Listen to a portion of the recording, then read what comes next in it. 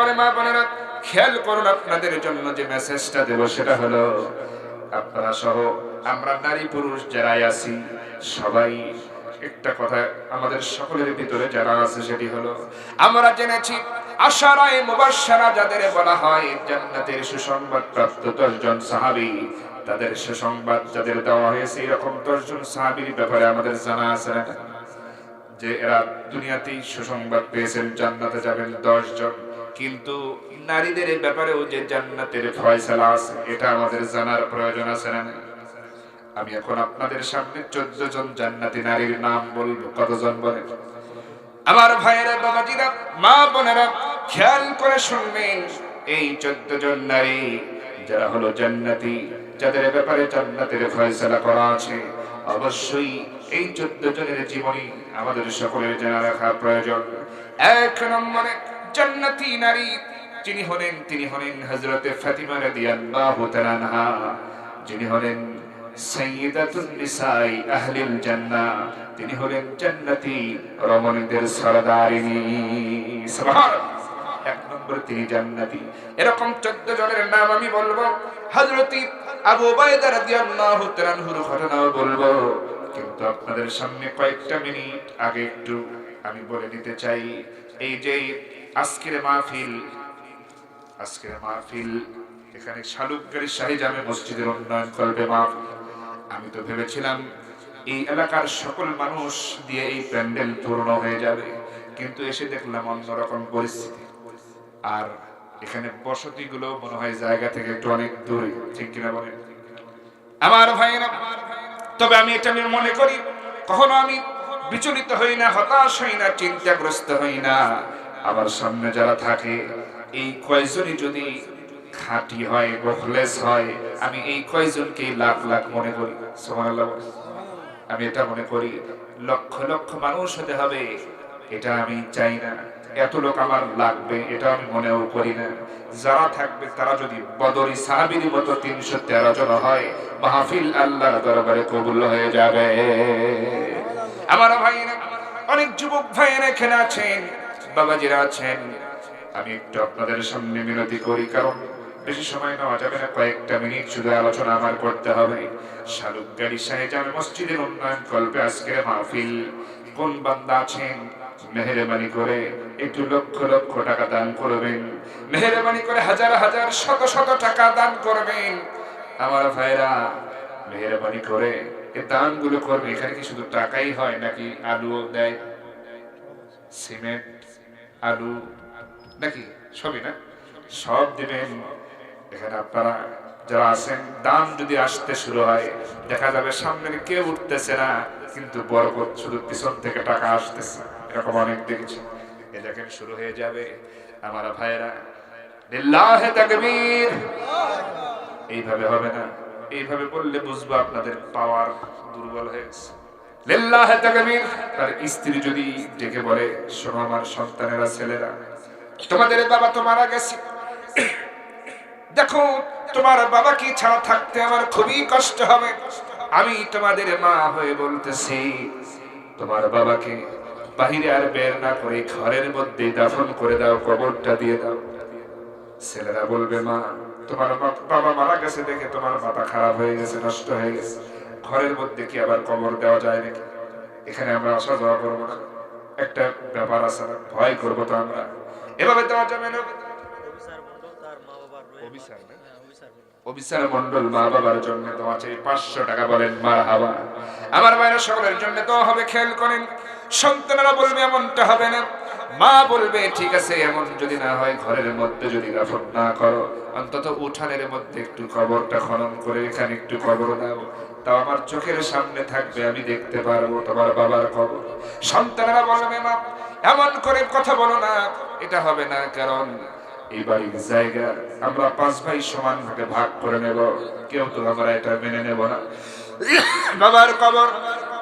বাবার কবর দেওয়ার অনেক জায়গা পড়ে আছে, উঠানের মধ্যে কেন দেওয়া লাগবে? মায়ের কথা তারা রাখবে না। জয়নুল ইসলাম তার বাবার রুহের মাগফিরাতের জন্য 500 টাকা, বলেন মারহাবা। শালুকগাড়ির মানুষ জয়নুল ইসলাম 500 টাকা দিয়েছেন। মেহেরবানি করি আল্লাহ তুমি তার দানখানা মঞ্জুর করো, কবুল করে নাও। খেয়াল করেন এবার মা যখন বল সৈকত ইসলাম ছোট মানুষ শালুক গাড়ি, যুবক মানুষ ছোট মানুষ 100 টাকা বলেন মা আল্লাহ দান কবুল করো। খেয়াল করেন মা বলবে বাবা ঠিক আছে ঘরের মধ্যে দেওয়া লাগবে না, উঠানের মধ্যে দেওয়া লাগবে না, তাহলে একটু এই বাড়ির পাশে যেই জমিটা আবাদ বসত করা হয়, আলু চাষ করা হয়, সরিষা লাগানো হয়, ধান লাগানো হয়, এই জায়গাতে দিয়ে দাও, কাছাকাছি থাকবে। এবার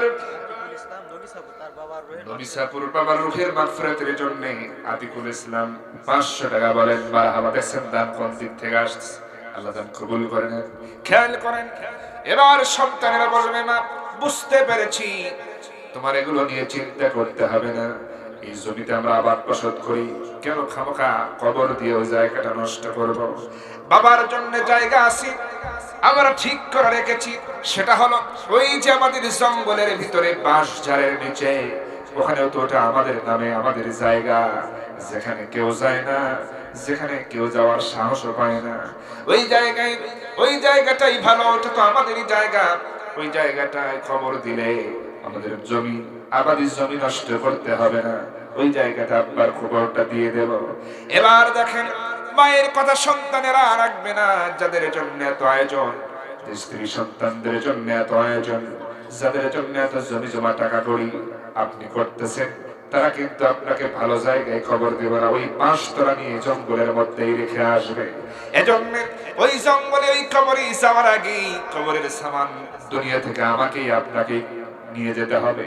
সন্তানদের উপরে ভরসা করে চলবে না যে আমার জন্য সন্তানেরা খরচ করবে, দান করবে, এটা তো নাও করতে পারে। অতএব আমারটা আমাকেই কবরে নিয়ে যেতে হবে, এই জন্য অবশ্যই বেশি বেশি দিতে হবে। এটা বুঝবেন সেদিন যেদিন একটু নেকি শর্ট পড়ে যাবে, একটু নেক সওয়াব কম পড়ে যাবে, সেদিন আমরা বুঝতে পারবো আরে হুজুর তো কত কথা বলেছিল, কেন দান করলাম না, দিলেই তো আজকে কাজে লেগে যেত।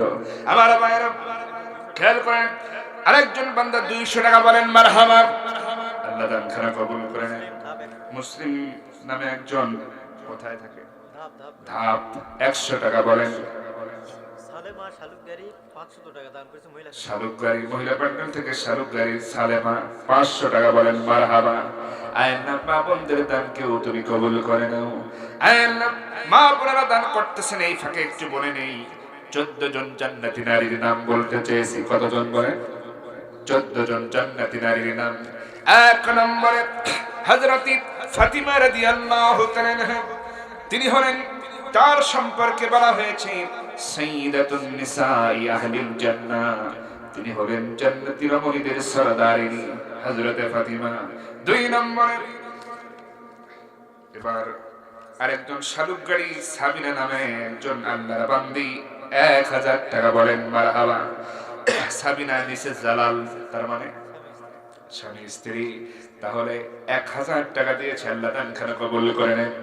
মা বোনেরা অনেক দান করতেছে, মা বোনেরা অনেক এলাকায় দানবীর হয়ে থাকে, আল্লাহ মা বোনদের দেওয়ার তৌফিক দাও।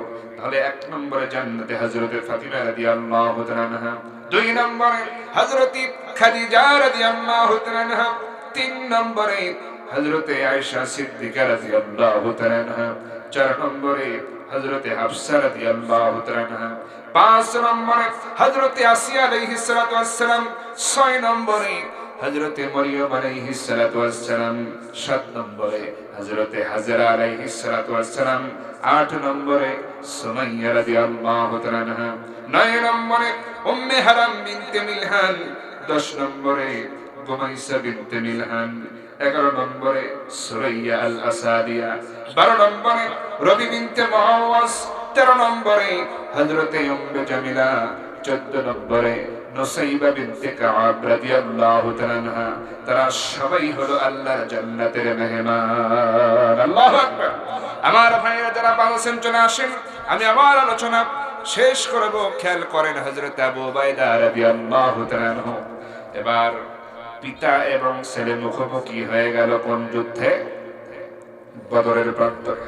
ঈমানের পরীক্ষা শুরু হয়ে গেছে। হযরত আবু উবাইদা রাদিয়াল্লাহু তাআলা আনহু দেখলেন, আরে আমার তরবারির সামনে আমার জন্মদাতা পিতা আমি কি তরবারি চালাবো, তরবারি দিয়ে আঘাত করব, নাকি ফিরে যাব? পিতার সঙ্গে সন্তান হয়ে কেমনে তরবারি ধরি? হঠাৎ করে তিনি মাথায় এমন চিন্তা আনলেন, সিদ্ধান্ত নিতে পারলেন না কি করবেন। এই জন্য তিনি কৌশল করলেন।